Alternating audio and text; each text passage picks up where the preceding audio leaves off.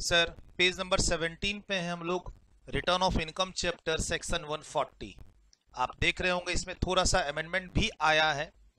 एक चीज तो ध्यान रखिएगा, 140 में, सेक्शन 140 में 3 से 4 मार्क्स के लिए क्वेश्चन ऑलवेज इंपॉर्टेंट होता है। आपसे पूछा जाता है कि भाई इंडिविजुअल या फर्म या एलएलपी या कंपनी के केस में रिटर्न वेरीफाई कौन करेगा। अच्छा, एक चीज और ध्यान रखिएगा, पहले वर्ड होता था साइंड एंड वेरीफाइड, राइट। अब साइंड वर्ड ड्रॉप्ड है, इसमें कहीं भी साइंड वर्ड आपको नहीं दिखेगा। ओनली वर्ड क्या दिखेगा, वेरीफाइड, क्योंकि अब हम लोग फिजिकल रिटर्न सबमिट नहीं करते हैं, इलेक्ट्रॉनिकली रिटर्न सबमिट होती है और वहां साइन करने का ऑप्शन नहीं है, वहां वेरीफाई करने का ऑप्शन है। वेरीफाइड और submit with the help of your EVC और with the help of your digital signature. तो वर्ड है वेरीफाइड, वर्ड है वेरीफाइड, साइंड वर्ड कहीं भी नहीं है। अब आप एग्जाम में लिखते समय बात ध्यान रखिएगा। Sir return by home to be verified, section 140 3 से 4 मार्क्स के लिए ऑलवेज इंपॉर्टेंट है। एक मिक्स क्वेश्चन आता है कि पॉलिटिकल पार्टी के केस में, कंपनी के केस में, फर्म के केस में या इंडिविजुअल के केस में कौन रिटर्न को वेरीफाई करेगा, और एक पर्टिकुलर इंडिविजुअल पे क्वेश्चन आता है। तो इंडिविजुअल पे पर्टिकुलर होकर जब क्वेश्चन आएगा तो सारे पॉइंट्स लिखने होंगे। ऐसे ही एक क्वेश्चन आता है कंपनी पर पर्टिकुलर होके। अब कंपनी में देखिए कितनी वेराइटी है, 1 2 3 4 5, ठीक। और अलग अलग सिचुएशन बेस एक एक मार्क्स का जो भी आ जाए। यहां पर अगर आप देखो रिसेंटली फाइनेंस एक्ट 2020, जिन बच्चों का एग्जाम 2021 में है, जो हमारी लेटेस्ट बुक है उसमें कुछ चीजें ऐड हुई हैं। क्या एलएलपी में, एलएलपी में यहां पर था कि in general designated partner sign और वेरीफाई करता है, लेकिन अगर वो अवेलेबल नहीं है तो कौन करेगा, any other partner of LLP. अब इसमें ऐड हो गया क्या, any other person as may be prescribed for the purpose, यानी इसके लिए गवर्नमेंट रूल्स इशू करेगी और वहां लिस्ट दे देगी कि अगर डेजिग्नेटेड पार्टनर अवेलेबल नहीं है तो कोई भी पार्टनर या कौन कौन और कौन, तो बेसिकली जो मे बी कोई उसको रिप्रेजेंट कर रहा हो टाइप। तो अभी डिपेंड करता है अब गवर्नमेंट यहाँ क्या सोचती है, किसको ये ऑथोरिटी देती है। बेसिकली क्या होता है, जैसे कंपनी के केस में लिक्विडेटर अपॉइंट हो जाता है, इंसॉल्वेंसी प्रोफेशनल्स अपॉइंट हो जाते हैं, आउटसाइडर्स। वैसे ही यहाँ पर गवर्नमेंट को लगता है कि अगर कोर्ट ने किसी पर्सन को अपॉइंट कर दिया एलएलपी में तो उस पर्सन को मिलना चाहिए कि नहीं वेरिफिकेशन का पावर। तो इसलिए यहाँ पर ये वर्ड ऐड हुआ। और एक्चुअली कंपनी में भी डायरेक्टर के बाद ये जो वर्ड ऐड हुआ है उसका रीजन यही है। जैसे कंपनी इंसॉल्वेंसी में जा रही है, इंसॉल्वेंसी प्रोफेशनल्स वहां अपॉइंट हो जाते हैं जो कंपनी के है ना डे टू डे अफेयर्स को देखते हैं। अब मान लो उसका नाम नहीं है तो चलो अमेंडमेंट करके वो पोर्शन यहां पर ऐड किया पिछले साल यहां पे, लेकिन अब आगे ऐसी कोई गुंजाइश ना हो, सिचुएशन ना, इसलिए गवर्नमेंट ने यहां पर बोला कि हम time to time situation based किसी और पर्सन को भी नॉमिनेट करते रहेंगे कि कौन डायरेक्टर के अलावा पर्सन होगा जो वेरीफाई करेगा। जनरली कंपनी में जो रिटर्न वेरीफाई करने का काम है वो कौन करता है, मैनेजिंग डायरेक्टर, और वो अवेलेबल नहीं है तो एनी डायरेक्टर। अब एनी डायरेक्टर के बगल में एक ऐड नाम हो गया, any other person as may be prescribed for this purpose, ठीक।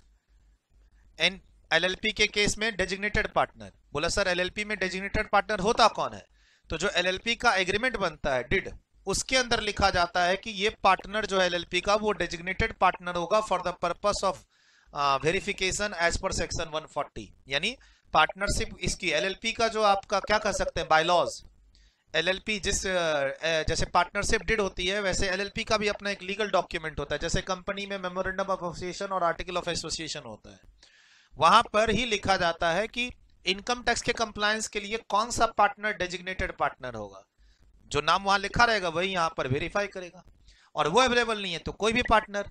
अब अमेंडमेंट आ गया क्या, any other person as may be prescribed for this purpose.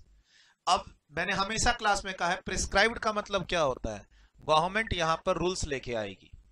Notified का मतलब क्या होता है, गवर्नमेंट नोटिफाई करेगी।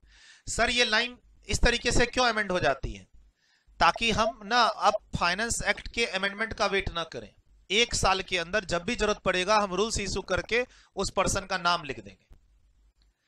ये पावर लेने से क्या हुआ, अब हमें हर साल या अगले साल के फाइनेंस एक्ट के अमेंडमेंट के वेट करने की जरूरत नहीं है।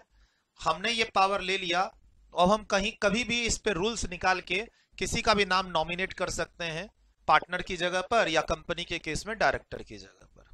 तो ये कुछ चीजें हैं जो रिसेंटली ऐड हुई हैं। अक्सर ना बच्चे YouTube पे या पर्सनली जानना चाहते हैं कि सर नया क्या अपडेट है। तो सर जो हमारी लेटेस्ट बुक है उसकी बुक में ना जो भी अमेंडमेंट्स हैं जो लेटेस्ट एप्लीकेबल होते हैं उसको इस तरीके से ऐड कर दिया जाता है। आपको जानना है कि रिटर्न ऑफ इनकम में क्या क्या चेंजेज और क्या क्या चेंजेज हैं इस बार के एग्जाम के लिए। तो हमारी जो लेटेस्ट बुक चलती है इंटर लेवल पे इंटर की, फाइनल लेवल पे फाइनल की, उसमें जाइए, रिटर्न चैप्टर के अंदर जाइए, आपको अपने आप पता चल जाएगा क्या क्या नई चीजें ऐड हुई हैं, क्योंकि वो हाईलाइटेड होती हैं, कलर चेंज होता है, स्टार लगा हुआ होता है। बस इतना ही ध्यान रखना है। सर क्या इंपॉर्टेंट अमेंडमेंट्स आए हैं रिटर्न ऑफ इनकम चैप्टर में? अब मैंने क्या कहा, हमारे यहाँ अमेंडमेंट के नोट्स तो है नहीं, हमारे यहाँ अमेंडमेंट के नोट्स हम देते नहीं है। क्यों? क्योंकि हम पूरी बुक ही अवेलेबल करा देते हैं। अब आप अपनी लेटेस्ट बुक, हमने कहा कि फाइनल लेवल पे 11th एडिशन है जो आपका एग्जाम 2021 में काम करेगा, असेसमेंट 21-22। इंटर लेवल पे हमारी 18th एडिशन की बुक है जो एग्जाम बच्चों का एग्जाम 2021 में। उस बुक में जाइए, रिटर्न चैप्टर में जाइए और वहां देखिए कहां कहां मैंने कलर चेंज किया, स्टार लगाया है, नई चीजें जो भी मैं ऐड करूंगा, कोई अमेंडमेंट, कोई प्रैक्टिकल क्वेश्चन, कोई थ्योरेटिकल पोर्शन, कोई नया सेक्शन। मान लो पिछली बार कोई सेक्शन नहीं पढ़ाता था, मैं इंपॉर्टेंट नहीं था, लेकिन इस बार वो इंपॉर्टेंट है, पढ़ाना जरूरी है। या फिर इंस्टीट्यूट ने कोई नया पैराग्राफ ऐड किया अपनी बुक में, कोई नया कॉन्सेप्ट ऐड किया, तो वो भी मैं अपनी बुक में जब ऐड करता हूं तो कलर चेंज कर देता हूं। सोशल मीडिया पे या पर्सनली टीम से या मुझसे कहीं भी आप ये जानना चाहते हैं कि सर इस चैप्टर में क्या नया आया है, तो बेटर है हमारी लेटेस्ट बुक के उस चैप्टर को रेफर कीजिए। आप जब उसके पीडीएफ को रेफर करेंगे तो अपने आप आपको चेंजेस दिखते जाएंगे। चेंजेस आपको अपने आप दिख रहे हैं, स्टार लगा हुआ है, आपको चेंजेस यहाँ पे दिख रहे हैं, देखिए 2 लाइन रेड की स्टार लगा हुआ है पेज नंबर 15 पे। चेंजेस खुद ब खुद आपको दिखेंगे जब स्क्रॉल करेंगे आप हमारे पीडीएफ को, प्रिंटेड बुक को नहीं, पीडीएफ को। देखिए यहाँ पे चेंजेस अपने आप दिखेंगे, या कोई करेक्शन मैंने किया है तो अपने आप दिखेंगे। अब ड्यू डेट 30 सितंबर से 31 अक्टूबर हो गया तो हर जगह उससे रिलेटेड थोड़े थोड़े चेंजेस दिखेंगे। ठीक, तो सर अब इसको थोड़ा डिटेल्ड में पढ़ लें। सेक्शन 140 क्या कहता है? सेक्शन 140 क्या कहता है, प्लीज ध्यान रखिएगा। ये एग्जाम के लिए ऑलवेज 3 से 4 मार्क्स के लिए इंपॉर्टेंट है। क्या तो मिक्स क्वेश्चन आ सकता है एग्जाम में, 4 लोगों के नाम होंगे, like firm, political party, HUF और इंडिविजुअल, और आपसे पूछा जाएगा इन 4 के केस में कौन कौन है जो रिटर्न को वेरीफाई करते हैं, आईटीआर, इनकम टैक्स रिटर्न। या फिर पर्टिकुलर होकर इंस्टीट्यूट इंडिविजुअल के ये सारी बातें आपसे पूछ ले, और या फिर कंपनी की ये सारी बातें आपसे इंस्टीट्यूट पूछ ले। और सर अमेंडमेंट हो या ना हो इस सेक्शन में, ऑलवेज ये एग्जाम के लिए थोड़ा इंपॉर्टेंट ही होता है 3-4 मार्क्स के लिए, ये ध्यान रखना है आपको। ठीक, चलिए क्या कहता है ये।